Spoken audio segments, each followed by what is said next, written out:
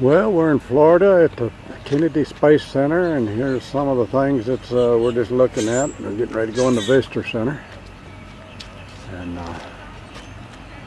so we'll see what they got here. Over here is a rocket and different things. So we're fixing to go see what we can get into. Here's Kevin with the astronaut here. Space Center in Florida. This is what they call a rocket garden at Cape Canaveral or Kennedy Space Center. I took it from a distance out in the parking lot a while ago, but we're right here at it now. And they just got different rockets on display.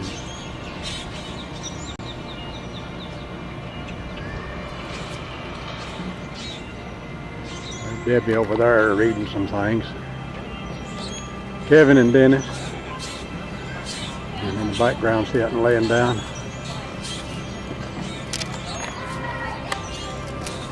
Kevin?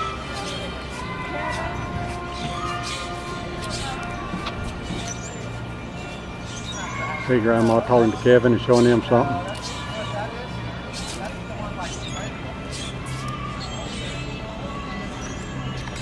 This is the base of the Gemini here.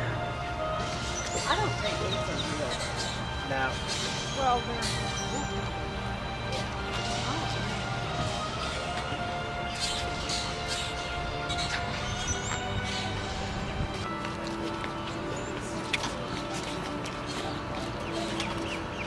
This is an engine that says it burns kerosene, fuel, and liquid oxygen. Thrust 205,000 pounds each. Saturn 1 here.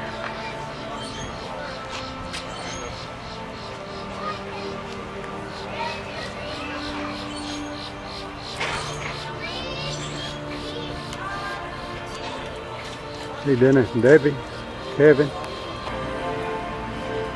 Up with the crew of Apollo on July 16, 1969, more than 30 stories above the launch pad. For a huge Saturn V rocket, Neil Armstrong, Buzz Aldrin, and Michael Collins walked across the service arm from the launch tower to the command module of Apollo 11. Their next stop, the moon Sea of Tranquility. This is how the rocket that Buzz Aldrin and them went to the moon in. See where they laid down there and strapped in place? Yeah. Here's the one that went to the moon in. Buzz Aldrin and the one. This is kind of pretty music. Is he? Here's Debbie and Kevin flying to the moon halfway there, but they forgot to shut their door. I don't know, that's about like a bond. This is a launch pad where they launch a lot of the ships, vehicles. Yeah, this is launch. I had some water on the lens there a while ago. This is a launch pad out at Cape Canaveral, and there's two of these. That's B. This is B here. Other one's back towards the sun, so I'm gonna just take this one here. Now here's the ocean right out here next to the launch Yeah, it's a lot pad. bigger surf than it was outside our hotel this morning. Pretty good surf coming in there. But it's supposed. Well, but it would be. That's from the wrong direction. That's where the storm is supposed to be. We saw a big alligator a while ago on the way out here, but I don't see none out in this water. With a big fish in its mouth. And that had a big fish in its mouth, and this is some of the land right here where they stopped to let us take some pictures. This is the building where they put all this stuff together before they launch it. Put it on the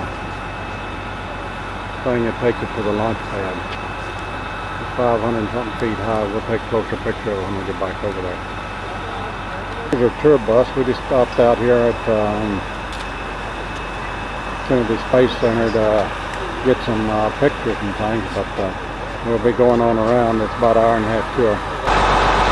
This is the platform where we took all of our pictures from of launch pads. And that's part of the people of our tour here. This deal in the background, it looks like a trailer, is a camera that they take a picture of the launch when they launched out here, and we're miles from the launch pad, and this is a $10 million rig, they say. There's Edna and Dennis. Dennis is waving his hand, the back of his head is shining. Kevin, Debbie, they're up here. They're looking out over the ocean now in that direction. Behind us is Kennedy Space Center.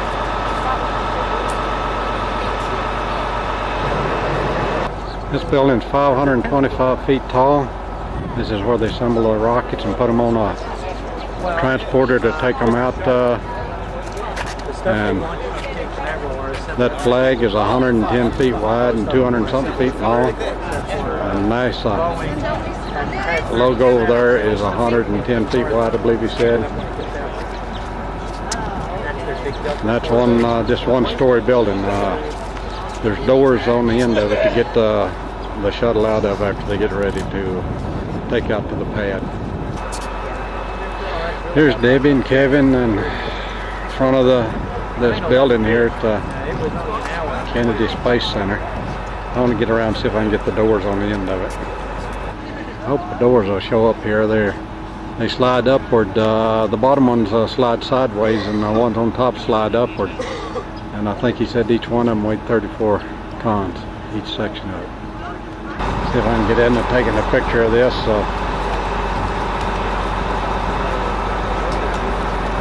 Dennis, Debbie, and here we are at this building where they assemble everything. He is being embraced.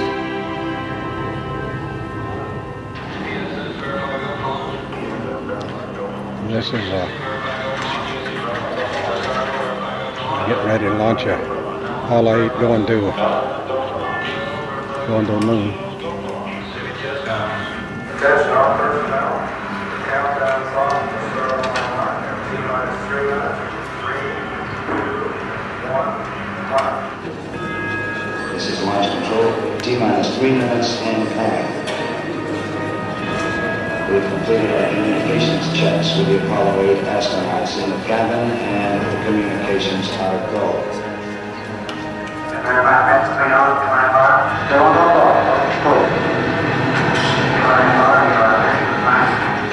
During this period, once we do get the firing command, the various tanks within the 3 stages of the Saturn V launch vehicle begin to pressurize. We have firing command. The firing command is in. We're now on the automatic sequence. T-minus 2 minutes, 20 seconds.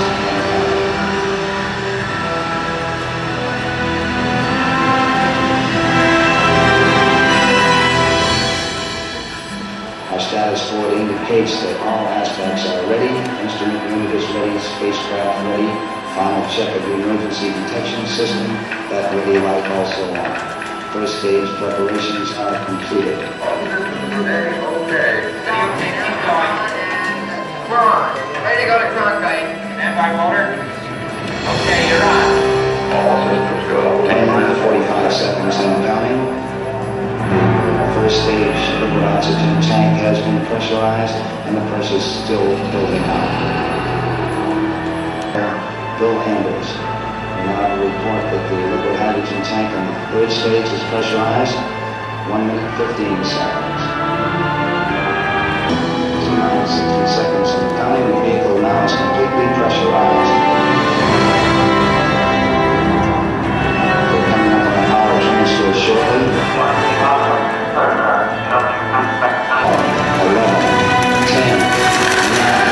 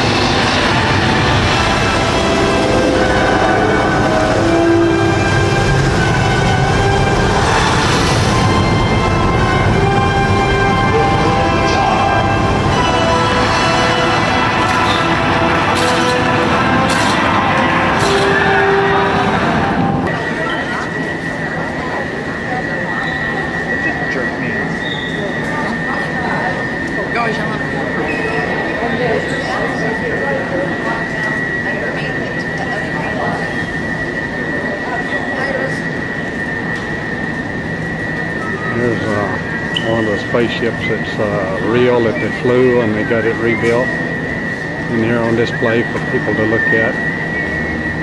And here's the engines back here, the bottom end of it anyway. Stage 3 back here was looking at a while ago. Here's where stage 2 and 3 connect. And then you get on down up there is stage 1. This is stage 3. It started at stage 1 on the big one. Center of course is 2 and this is 3. This is a command module. If it takes right, I'll get up and look at it a little closer here in a minute. Get inside where the astronauts sit. That was great. Yeah. This is launch pad 39B. It's a long ways off, but I'm bringing it right on in. I don't know if I'm be still enough for you to see it. That's one was over close to a while ago.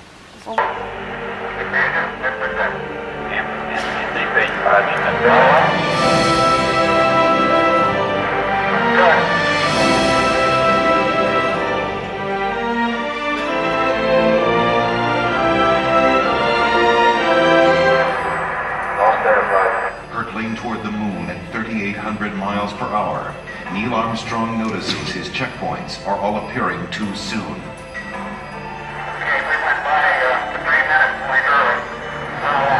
This means a serious navigation error. He thinks you're a little just long downrange. At these speeds, 3 seconds long means missing the safe landing zone by 3 miles. And Eagle Houston, we got data dropout.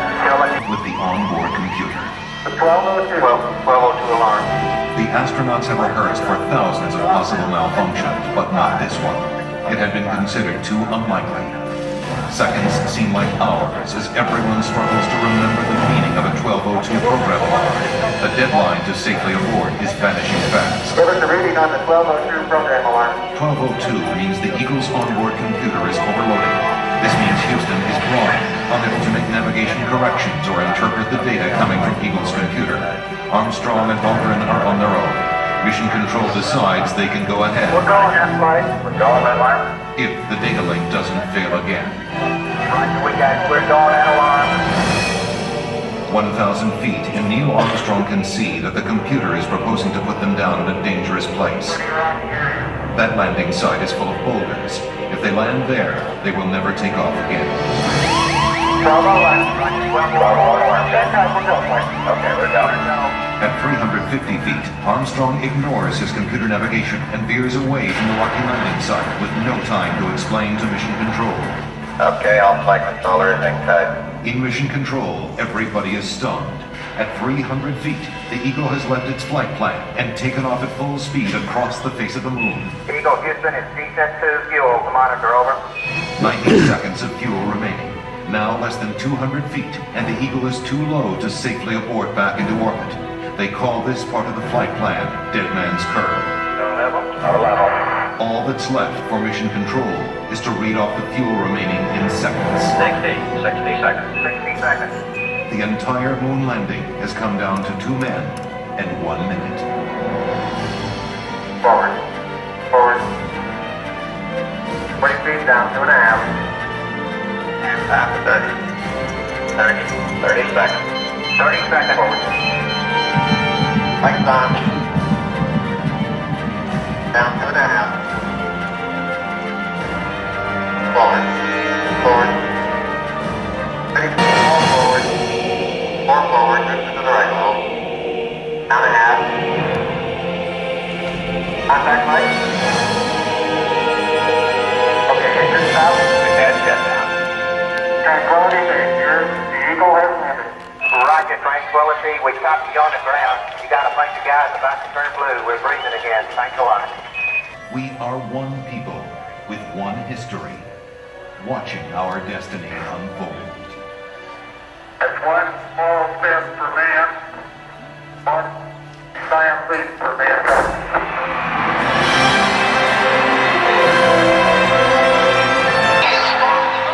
It was a moment shared by an entire world. Here, man, from the planet Earth, first set foot upon the Earth. It came in peace for With these first steps, mankind stood on the highest ground, and we saw our planet as our home port in the endless ocean of space. There was something which was surprising to me. That occurred as I was standing on the surface. Just after we had landed, I'd gone down, standing on the surface and looking at planet Earth for the first time, seeing the beauty, seeing the finiteness of it, the limits of it, and realizing what a shame it was that people were confronting each other on that planet without realizing what it was doing to the planet. It was a very emotional moment for me. I actually shed a couple of tears. Something totally unexpected for an engineer, fighter pilot to be crying quietly up there on the moon. Mankind had achieved a tenuous foothold in the heavens, and a new and exciting world lay waiting to be explored. Absolutely unreal. The first mission had stayed for only one day, but over the next 3.5 years, 5 more Apollo missions visited the moon, and with each one, we stayed longer, roamed further, and discovered more.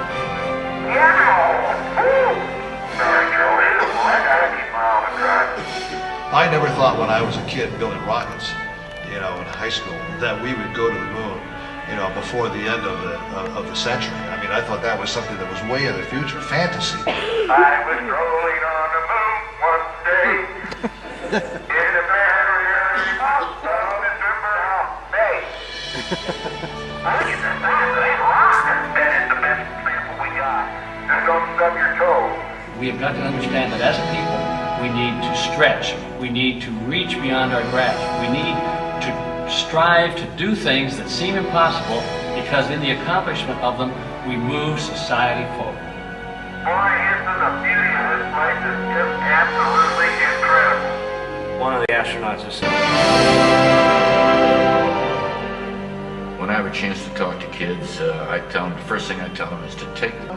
The thing that my mom can't understand is I'm terrified of heights, but I want to be an astronaut. There's so many things I'd love to do. I would explore, I'd look for everything. I would try to start a farm. Find alternate energy sources. Maybe even There's a gator here at the Kennedy Space Center in the water. Where'd the turtle go? There's a turtle right there. You see him? He's down underwater right now.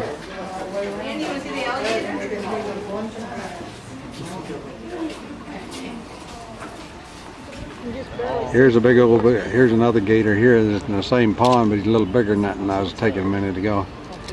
But he was here a while ago and was by here. Big old turtle down in here, but I don't think he shows up in the picture. See the head of the turtle there? You can't, you might make out his body a little bit. He's a big turtle. Yeah, he's a big one. To our standards, he might not be a big one for down here. I don't know. What is that other thing over there? Ah, I see him come up now. But his head just came up. See him swimming around. Yeah.